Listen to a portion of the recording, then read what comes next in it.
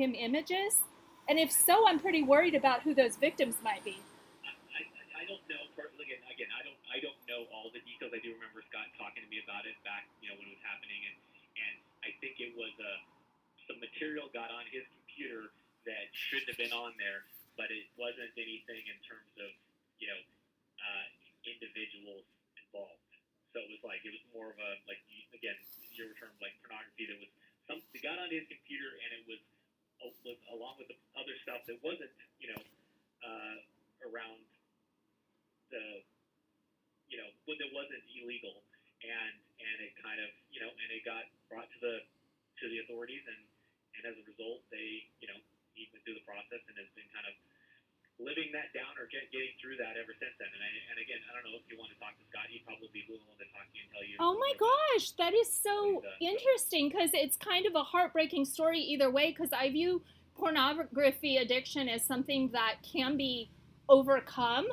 But right, I also view it as, in a sense, like a security failure because some people go into pornography innocently, not realizing how much of it involves child sexual exploitation materials, and sure, then they don't know what they're getting into. And it yeah. would be interesting to hear his perspective, definitely. Well, if you want, I mean, I can't guarantee it, but if you want me to take a message and pass it on to him, and it'll be kind of up to him to decide whether to talk to you or not. Would you like me to Yeah. I'm pass that on? thinking I'm having better luck with my Google phone's reception where I'm staying. Let me think about that. Let me go into my other phone and see what it's a 213. I was living in Los Angeles for a while, and I'm sentimental about that area code because LA is cool, even though it's falling apart. Yeah. So my Google Voice number is Okay, 213 213 293 293. 5723. Um, Okay. and like, if you want to pass on the message, I have been putting heat on some of Morel's former customers or current customers to come clean because I want to know if they are pro or anti child porn or they feel Well, that. again, I think that I'm gonna push back on you a little bit on that. So there's nothing that's in Scott's background is not reflective of any of our clients. No one is anti or pro what you're describing, and by going out and working with Morel. Morel's been around for 40 years serving Democratic campaigns, and they've got lots of clients and lots of people that work for Morel and Bill Diggins like that. So it's not I mean, it to try to paint, and quite frankly, yes, if that was to try to paint the candidates and the clients, my clients, based on the fact that they use this service, that's a huge stretch, and no one's advocating for that, or no one is not supportive of anti-child pornography. Okay, Um, so that's I right. mean, Because there yeah. were probably real victims who were the children who were photographed being raped that Oh, were I'm sure. involved in Again, that I don't child know the porn. details, but again, I guarantee you, every one Yeah. of my clients is opposed to that. And as progressives and Democrats, we stand strong and we fight against all that stuff. And Okay, so, cool. Because you know who I'm really intrigued with, just as a side note, is the campaign regarding Pornhub. I do not think people understand how Pornhub is just chock full of child sexual abuse, and Pornhub is like hiding their tracks and trying to delete things really quick. I'm sure it's far more prevalent than people realize. So it's been a tricky issue for me because I really didn't know much about issue because I find it so distasteful. Like it's not in keeping with how I was raised. I was raised in a very conservative background, but I agree with the progressive stance that no one should be victimized in that way, yeah, economically or otherwise, as a child or non-consensual. yeah, and I again, that's I believe in that. I support that, and I guarantee you, every one of my clients is like that. So, I would just encourage you not to try to paint our clients and people running for office with that brush, um, Right. based on this Well, tenuous connection between what Scott's personal right. issues happened 20 years ago. So And that's I mean just that's no, I hear you. And but just a heads up, you know how in the game of telephone things get transmuted. I yeah, believe some of the right wingers who are jumping on this are already calling him a child pornographer which is way different than a guy who accidentally downloaded a bad file, which I've even heard of a bad file being slipped on someone for blackmail purposes. So if he's an unwitting subject, that would also be interesting if the public really want to know. And honestly, I think if men felt more comfortable just talking about these issues, there wouldn't be so much mystery as to what's going on, and younger men could get advised as to why like pornography addiction can be really dangerous. Yeah, I think that makes a ton of sense. I think awareness is kind of the first step, and then also you have to have policing and repercussions and stuff like that for violators. And so yeah, I agree with all of that. Mary, I got your phone number here. What's your last name? Its last name is Eng, E-N-G, and I'm brain garbage on Twitter. I mean, I see Moral Inc. is pretty locked down, probably because of this kind of question. There had been some heavy campaigning a couple years ago that I just didn't really get involved with. But I've been seeing where, like, hashtags like stop funding kitty touchers. And like, the implication is that if you look at child porn, you have a pedophile mindset, whether or not you're a pedophile in active practice. And that concerns people who are child sexual abuse survivors. Hey, and I have a 2-year-old daughter, so I am very much yeah. in this Seriously. world of developing my guards and my sensitivities for keeping an eye on her and the world that she's in, all that stuff. So I totally understand the importance of this issue and protecting our children. And so I'm totally important with that. As a personal friend to Scott, I know that I know what Scott went through, where he got himself in trouble, and that he kind of owned it, dealt with it, with law enforcement at the time, through the courts, through his family, and he's come out on the other end of it, and he's, again, I think he learned a very, very hard lesson. I know that just from being a friend of his. And so, again, I want to be an advocate for protecting children. I also want to be a true friend of Scott and let people know that what I know about him and how he's dealt with this challenging thing that he brought upon himself and acknowledges, and now he's got a family and a career, and he's out there fighting the good fight for progressives on all fronts. So right, and then like there are a lot of other issues in Portland. Like, we had the Neil Goldschmidt thing, we had the Mercy Corps founder who was raping his own daughter, including that young child who died in a gang rape by the founder of Mercy Corps. And then we had like Sam Adams preying on the 17-year-old in the restroom. We've got Matt Hennessy, who admits raping a 12-year-old female relative or sexually abusing her. I'm not sure the extent of how far the sexual molestation went. But like, in that kind of poisonous atmosphere where survivors feel this toxic energy, like even in the leftist communities that I follow online, there are known abusers within leftist circles, and it's just like the patriarchy. Everybody rallies around the abuser, protects the abuser, and makes the women feel unsafe, or the survivors feel unsafe. And I feel like getting to the root of the problem, why is this attitude repeat? Like, why are we on repeat? Like, why does that always happen? And why are survivors left in the dark? Like, literally not knowing, can I come to a meeting? Like, can I go into this storefront of Moral Inc. and feel safe? I don't know. I don't want to get involved with child porn. No, I mean, you're asking the right questions, and it's an issue. And again, as a father to a 2-year-old daughter, it's something that I'm gonna be much aware of and thinking about for the rest of my life. So. Right, I think there needs to be something like a little bit along the line of like fair trade. And I don't know what, I mean, I have friends who are felons. It's not a big deal to me that they have transformed. I get that.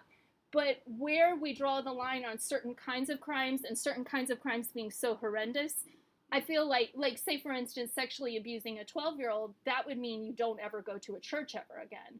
And you don't get to be on the city podium in my world.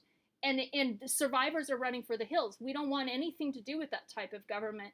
And I don't know if Moral Inc. would ever finally realize that child porn really is a crime, and that it is something which shocks the conscience and is upsetting, and that we could get like a kind of like a B corporation, you know how New Seasons does that, like something where we know if I give my money to Democrats, it's not going to, I mean, if I want to donate to former porn addicts who are reforming, that could be a separate donation. But I just feel like it's pretty extreme to me. And this is it's a fascinating conversation, and I totally agree with you about what you described as far as the molestation around 12-year-old, and that. I mean, I don't think that there should be consequences for that, and it should preclude you from having public office or positions of you know, power, but even more than that, positions of influence. And so I agree with you 100% on that. I do think that the situation with Scott, and again, I don't want to speak for him like that, but he was punished. Like I said, it was this thing. It was a big mistake on his part. Didn't rise to the level of any individual victim, other than sort of the idea of which is a real idea of child pornography. That there's a victim. There was a victim somewhere, yeah. And exactly. Who are they, and what recompense has been made to them? In Scott's case, there the system did work in that sense, in the sense that he went through the legal system, and it was a ringer, and he went through it and did everything that the system demanded and expected from him, and there's still repercussions for it. There continues to be, and he went through counseling, and he and his wife and his family and all that. So he's been through the ringer. He did the system. The system did its job when it came to the mistake that Scott made, and now the question is like, well, is that two questions? I guess questions for you is there sort of a continuation, a public continuation of punitiveness once you've kind of served your time and dealt with it, upfront dealt with your mistake or your crime at the time at whatever level it was. And the second part is do you try to paint other people negatively by association for this someone who has made this mistake, served their crime, deal like that. So I think the farther you get away from dealing with what Scott or someone like him went through like that, and the more you try to like paint other people with it, or turn it into like twist it into sort of like making the case, even if the case is a good case, that we need to be doing more as far as protecting children and the vulnerable, then you start to lose your argument. Like you could lose support, you can like lose the forest and the trees by painting candidates running for office in some negative way, helping them lose a race. That doesn't serve the cause of justice. That just turns people against your cause in some ways, or you can kind of lose your high ground based on the tactics. So that's what I would caution you with. But again, oh, totally. I totally agree with see you. I see your point. Well, and also, like, I think until we have enough perspectives from survivors, or I think also like if Scott Ballo were able to issue some statement saying, yes, I acknowledge concern. People who are passionate against child sexual abuse are concerned about my record, and that he's a part of some bigger systemic blanket tolerance for pedophilia. I mean, you've heard of Q, right? They've kind of made everyone who cares about child sexual abuse look like a whack job, or like kind of nutty and conspiratorial. But there is rampant child sexual abuse, and child porn is a part of that system. But if I don't know what's right, honestly, but banning the box, like that type of move, like low barrier, re-entry into society, I do see how that is good. But when you have that much political influence on lawmakers, if the lawmakers are also not making laws that are very proactive for supporters, I'll take that in a minute. But I don't want to talk your ear off, because I'm sure you have other stuff to do. But I think you made a really good point, though, and I agree, and I think this is kind of and how I would look at it. It's like, Scott's not running for public office. He's not working on a campaign. Like his profession before was the communications person for campaigns. So he worked in the governor's office. He worked on campaigns for us with campaigns like that. He doesn't do that anymore. That because of the choices he made and the punishment that he took like that. He's not in a position. Right, you're like saying he's the little guy, like he's like the janitor now. So like he's not the governor. No, but my point is that what he does now is he provides a service. Yeah. He doesn't have influence on those campaigns. They're not calling him up and saying, hey, should I do this or should I do that, or how do I get real? Basically, they're a print shop. They use his print shop, the print shop that he works for, that Bill kind of brought him under like that, to print material for them. He's not a strategist on the campaigns. He's not a part of their campaigns. He's less involved in their campaigns than I am, and all I do is keep the books. He just provides a service to them, or the company he works for does, and so he's paying the price. He's not able to run for office or work on campaigns anymore, or be somebody's communication director, or be somebody's chief of staff like that. That's not available for him because of this. Right. No, I get you.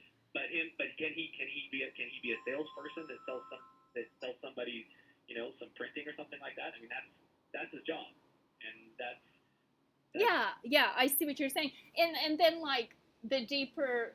Yeah, okay, the political issues. Well, you maybe expect to hear from Casey Kula if you've got 525 clients. He was pretty concerned. Maybe he's sure. more like yeah, in my wavelength. I think he's found another printer. He's going to move quickly away from anything associated with that. But I cherish your sentimental feelings as a friend, because I have friends who've done dishonorable things, and it is really hard to wrestle with those feelings where you know about their good side, but you know something bad happened. I mean, I would hope he never was a child sexual abuser, like on the fly. No, I know for a fact that was not the issue. It was all came to basically something that was on his computer, and it was a government computer, and someone saw it, and there was a lot on there, and some of it crossed the line, and that was the repercussions. There was never any individual involved. I know that for a fact. Other than the people who were photographed, like by the pornographers. Exactly, and that and again, they brought the full force of the justice system down, and he dealt with it. So Yeah. Okay. Well, gosh, it's amazing to talk to you. Good luck with all the campaigns. That gives me something to chew on and think about how I structure my campaign. I really appreciate it. I appreciate you giving me a call. Yeah, and feel free to send Ballo to me if he wants to talk directly. It might head off some of my negative PR. I can make a lot of noise with very bad tools. So I'm not threatening, but I'm just saying I'm a passionate activist. But I'm willing to listen to reason. The opportunity, and I'll just kind of let him know about our conversation. And if he calls you back, then it might be the best for both of you. Okay, cool. Thank you so much. Thanks, Mary. Bye-bye. Oh, my God.